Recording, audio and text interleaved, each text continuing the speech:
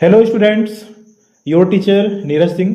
हमने last lecture में innate immunity के बारे में डिस्कस किया था, जो कि आप लास्ट मेरे वीडियो में देख सकते हैं। आज का हमारा टॉपिक है एक्टिव इम्यूनिटी। नीट के पॉइंट ऑफ व्यू से बहुत इंपॉर्टेंट है। इसके जो मेन क्वेश्चंस क्या फ्रेम हो सकते हैं वो मैं बता दूंगा। एक ब्रीफ इंट्रोडक्शन है।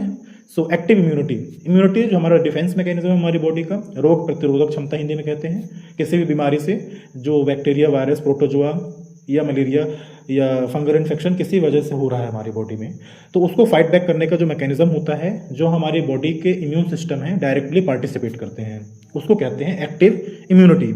इसका की फीचर की अगर हम बात करें तो ये मेनली प्रोड्यूस करता है एंटीबॉडीज।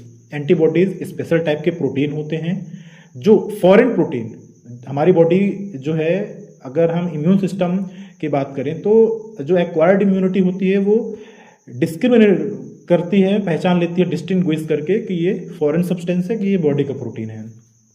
तो मेनली वायरस, बैक्टीरिया जितने भी होते हैं ये आरएनए डीएनए के अलावा प्रोटीन्स के बने होते हैं। तो जैसे ही ये एंटीजेंस को पहचानती है वैसे ही ये काउंटर मैकेनिज्म शुरू करती है एंटीबॉडीज के थ्रू। सो एक्टिव इम्यूनिटी मीन्स एंटीबॉडीज के थ्रू ये काउंटर मैकेनिज्म स्टार्ट करेगी।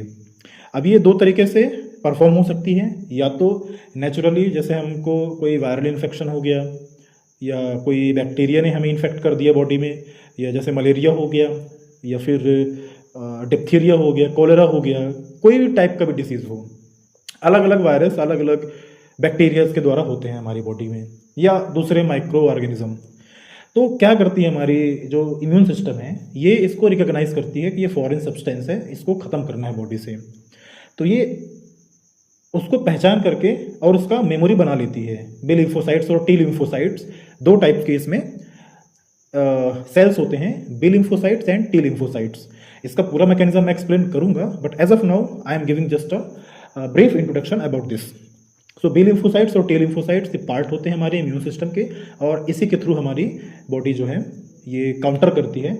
सो एक्टिव इम्यूनिटी मीन्स जिसमें बॉडी एक्टिवली एंटीबॉडीज के through B lymphocytes and T lymphocytes के जरिए प्रोड्यूस करती है। दूसरा, इसमें मेन इंपॉर्टेंट ये बात रखना है कि जैसे नेचुरल इन्फेक्शन हो सकता है, तो एक आर्टिफिशियल इन्फेक्शन भी हो सकता है जो हमारी बॉडी को हार्म ना करे। जैसे वैक्सीन देना, वैक्सीन में जो पैथोजेंस होते हैं उनको वीक कर दिया जाता है या उनको डेड कर दिया जाता है, और जैसे ही हमारी बॉडी में इंटर करते हैं तो हमारी बॉडी के इम्यून सिस्टम को स्टिमुलेट कर देते हैं और ये मेमोरी फॉर्म कर लेते हैं। ठीक है, तो इसका की फीचर मैं एकदम शॉर्ट में कहूँ तो ये एंटीबॉडीज रेगुलेटेड होता है, मेमोरी सेल्स फॉर्म होती है इसमें, और तीसरा कि ये अपनी माने सेल्फ और नॉन सेल्फ, मतलब अपनी बॉडी के प्रोटीन्स जो एंटीबॉडीज हैं और दूसरे माइक्रो ऑर्गेनिज्म के प्रोटीन्स को अच्छे से ये अंतर स्पष्ट कर लेता है, ये जो हमारा इम्यून सिस्टम है, active immunity. So yes students, this was the brief introduction. I hope you all enjoyed the lecture and सभी को समझ में आया होगा।